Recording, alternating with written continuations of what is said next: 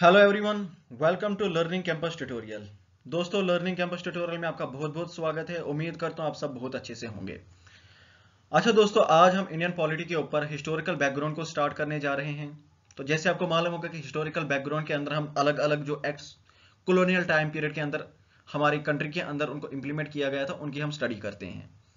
तो इसके अंदर भी जो जो इंपॉर्टेंट एक्ट्स होंगे उन सब एक्ट्स को हम स्टडी करेंगे।